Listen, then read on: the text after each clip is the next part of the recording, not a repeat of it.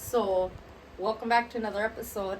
If you looked at our previous video, Currants Galore, you'd see that we picked currants down at my mom and pa's, their little homestead.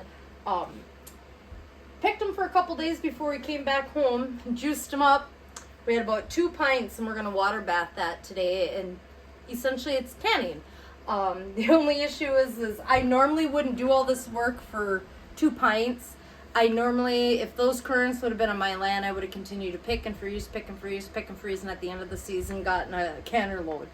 But I really wanted to show you something, teach you something, and I didn't want these to go to waste. We did pick a good fair-sized bag of them that we're going to put in the freeze dryer once he gets his pump or whatever the heck it is that he's got to get in there. My vacuum pull.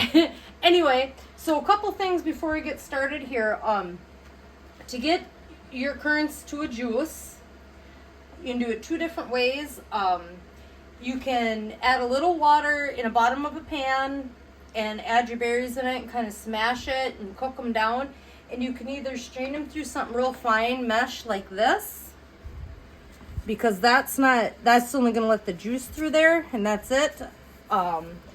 Or this has been very much used. You could use a cheesecloth, or this is a flour cloth, and you could do the same thing. You can get this at any box store, and it'll let the juice through, but not all the extra little seeds and stuff through there. So I'm just get this out of the way. So first things first, you want to get, I'm going to turn this on a little bit here. This is going to be for our lid. So a couple tools that we need is you want one of these. It got a little magnet on there. You can get it. It's just a lid lifter, because you're going to have to boil the lids. And you don't want to stick your fingers in there. So these are real cool, because you get the water. Doesn't necessarily have to be boiling, but simmering. And then you can just lift them out with that, so you don't have to put your fingers in there.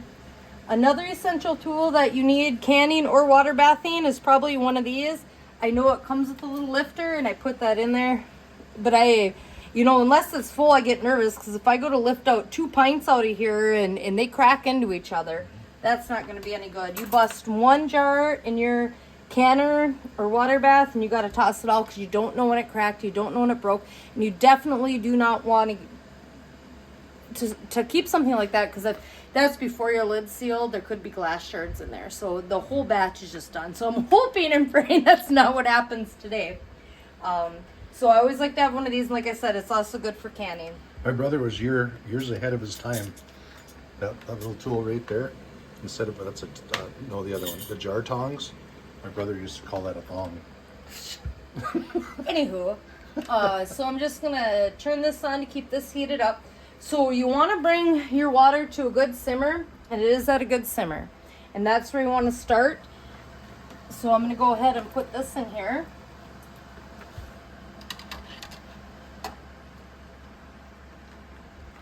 And that number 1, you can lift that out afterwards. Number 2, it kind of keeps your jars right off the bottom, kind of smacking together. You don't want that. For just about anything you can, you're going to want one of these. Water bath or can to fit into, let me grab a jar here. To fit into your jar, and this works with both regular and wide mouth jars. Because no matter what you're canning, be it juice, potatoes, meat, whatever it is, you still got to fill that with liquid, so it just makes it a lot easier and a lot more simple. So we need one of those. And this is the brush, if you want to just turn around. So I know we're doing a little clipping and putting stuff together, but it's just to get that right angle. So here's that brush. I only use this brush for canning. I store my jars in, I got these awesome totes like this. Keeps the bugs, keeps the dust out. I still wash them every time, and I only wash them with this brush. This brush is not used for anything else. One thing you want to do is, I got about 2 pints here, but I grabbed 3 jars. You're going to want to feel them around the edges for any chips, nicks, cracks, anything like that. Jars like that, you might as well throw it out, because it will not seal. A little helpful hint, a little trick. You're supposed to have hot, warm jars. You don't want to put hot fluids into a cold jar. That could cause cracking and stuff like that. A lot of people, they just rinse them out with hot water and try to move. I just fill them with hot water, and then I just dump the water out as I go.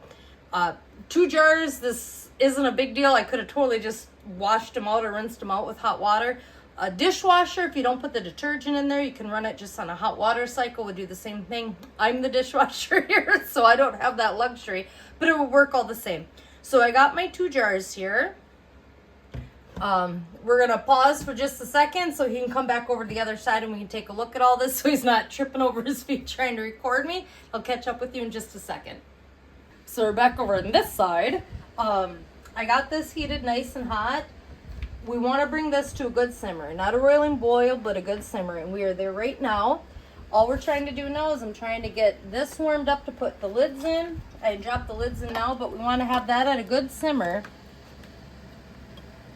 before we take those out to help them seal. And we got our bands. I also, because I'm very finicky, I have my own ladle that I only use for canning. I'm really big on sanitary things, so that's what we're gonna do. So this is starting to get to a simmer here. This is nice and hot here. Just turn that off, and that's at a good simmer. You do want your water bath, and I'm sorry, we are learning, so work with me here. When you fill this water bath, when you put the jars, and you want it a good inch over the top of your jars. It's a little different from canning, and I will be getting into canning, but so we got a good boil going on there. I'm gonna turn that down to simmer, and we're gonna get going. On any juices or anything, I do this for elderberry. Definitely gonna do it for the currants. For each pint, I'm gonna put a little teaspoon of just real lemon juice in there. It helps preserve the flavor, and I really enjoy that. And we're just gonna get started here. I'm gonna bring this over.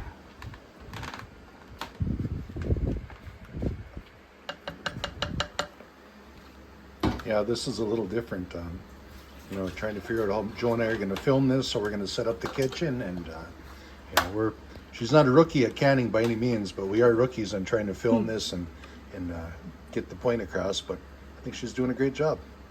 So we're just gonna ladle this in, and like I said, the jar was hot from the hot water. I just put this towel down here. I don't want to ruin I guess it's ours now, but ruin his countertops. I'm not sure if this stains. I know elderberry does. Had a little fun with that before. And we're just gonna fill it kind of right up to that first ring right there. And that's kind of what we're going for. So that's probably good because we're gonna put that teaspoon. Hey Joe, that little bit at the end, is that a jigger? It's a jigger. So I'm just gonna do a little teaspoon of lemon juice in there. And I think that's good. That'll do. It looks wonderful. Oh, you're gonna have to pause for a second. I have to find a paper towel. I wasn't prepared. Okay. And on with the show. A little bit nervous being on camera, still getting used to that. Anyway, the paper towel is for, you can use a rag too. I try not to be wasteful on stuff, but one thing is being sanitary, being so aware of that when you're canning. And all you want to do is you want to use that just to kind of wipe off this rim. This is going to be pretty clean because it's just juice, but it is a good practice and a good habit to get into. You start doing spaghetti sauce, which I'd like to bring to you, and other stuff. So now you want to lid it, and that's where this comes in handy. You don't want, this is simmering hot water. You're not want to put your fingers in there. Here's your ring. You don't have to do that to your ring, just your lid. You just want to hand tighten that. Now with the hot, it does sometimes make it a little difficult, but so there's one, and we're gonna do one more here. We had a good simmer going in there, so I want to try to hurry up and get them in there. And yeah, like I said, I normally wouldn't go through all this for 2 pints. If these currants were on our land, I would have continued to gather them and just throw them in the freezer all the way through the season. And at the end of the season, then I would have drug all this out. She was acting rough and tough, but the mosquitoes drove her out to the currant bush. The mosquitoes drove you out of the currant bush, mister. I sat out there and pecked another pail more. I did use, I kind of walked through the 2 different things. The one thing I did use, I used a juicer. It was kind of weird. My mom's like, Well, the easiest way would be if you had a juicer. That was the one thing I didn't have. On the way back up north from my parents, that's a teaspoon and the pint. On the way back, on the way back from my parents, we stopped at a rummage sale, and they had a juicer for a few bucks. So bought it, thought I'd try it out, and it works. So I was just able to use a juicer, and you can do that too. That's where she got the toilet brush. It's not where I got the no. Oh. Don't. This isn't even funny. Okay. This is not funny business. That specifically this ladle and that brush is only used for my jars. I'm sorry. Canning. My apologies. I know you're See you're a little stiff and tight. You're a little leery, you know, about being on camera. So I'm just trying to liven things up for you. So as you can see, as I wiped that, there was a little juice on there. It'd probably still seal with that, but it is just a good habit to get into to wipe that off. So I'm just gonna grab that last lid here.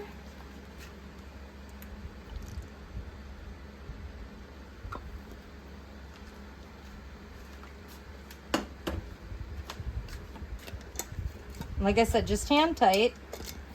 Say, I have a question for you. Why, on the lids, or the seals actually, not the rings, why don't you have to get the moisture off from under that when you take it out of the water before you put it on the jar? I don't think the water is not the issue. Okay. It's a good practice to get into. The issue is if you do spaghetti sauce or anything like that, and you get something in there that's going to stop that seal from sealing, you know, a seed or a little sauce. Yeah, some residue, the water, lumps and bumps. You know, and the whole thing is I wiped it all off. Okay. I wiped it all off when I did that. There's no water, no nothing. It's dry as a bone. This is another thing. You can put this in later and stack your jars in there. It does make me a little nervous, so I just like to go ahead and use. Yep, we're a good inch above. We want a good inch above the lid on water bathing. So here's another one. And you just want to make sure your jars are far enough apart that they're not going to rattle and clink together, if at all possible, because you don't want them to shatter. Like I said, if one of these shatters, both of them are bad. If you got a whole canner full and you've been picking all year and one of them shatters, you're out. And it does happen. It really does. It happened to me once with elderberries. So it does happen. So we're at a good simmer right now, but what we want to get it to is a rolling boil. So I'm going to go ahead and put the lid on. I'm going to keep this going. And pay attention. I might have to peek a couple times. And once it's that rolling boil, tongue tired the day, then we got to go for 15 minutes on that. I'm not going to make you hang around while we try to get this boiled up. I'm going to do a little bit of cleanup and wait for this to boil. When it does start boiling, I will show you what that looks like, and I'll catch up with you at that point. So I'm back. Sounds like we're at a roaring boil. Kind of looks like it. Roaring. So yes, I would consider this a rolling boil. So we're going to set this now at 15 minutes. We're going to keep it just like that. We're going to keep the lid on it. We're going to set this for 15 minutes, and I will be back to you after that. Thank you. So our 15 minutes is up. I'm going to go ahead and just turn this off now. And we're going to remove the lid. So make sure you got a handy dandy little mitt there. And we're going to let that sit for about 5 minutes. Then we can go ahead and take the jars out. Always open a little away from you so that steam's not blowing in your face. There we go. And I will catch up with you in about 5 minutes. So we're back. It's been about 5 minutes. We're going to go ahead and take these jars out. I do want to apologize for all the stammering and stuttering and clipping and whatever. My kitchen is not normally this clean. I got dish racks and stuff. We just tried to move all that out of the way so we could get better views of showing you how to do this stuff. I did, however, come across a pretty good deal today on potatoes. So I'm hoping with the next couple days I can bring you an actual pressure canner of how to can potatoes, and that's pretty cool too. Anyway, 5 minutes up. I'm just gonna go ahead, lift that out of there. Well, they didn't shatter. That's good. Now we wait. We see what happens over 12 hours if they're sealed or not. We do have a little bit of hard water here. That's what you're seeing on there.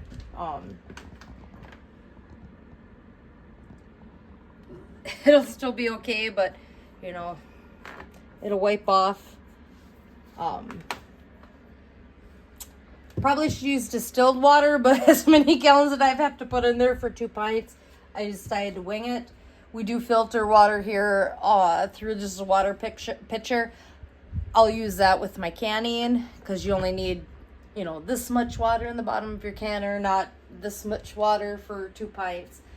I just kind of wanted to bring you a little bit of knowledge. I hope you found something out of it. If so, please like, share, and subscribe. I'll continue to bring more of this to you. I still have to do the homemade bread, and I have a recipe of homemade bread that you can do 3 different things with it. You can do dinner rolls, you can do buns, you can do bread. It's real simple, very few ingredients, amazing, works every time. Canning potatoes. Living out in northern Minnesota, I'd love to bring canning venison chili or even venison steaks, tenderloins, wild turkey, and canning that, and canning soups. That's all that I want to bring to you now that I'm starting to get settled in over here and getting my stuff unpacked and everything. And I hope you learned something. If you have any questions or comments, please let me know and I'll help you out the best that I can. And I'll see you in the next video.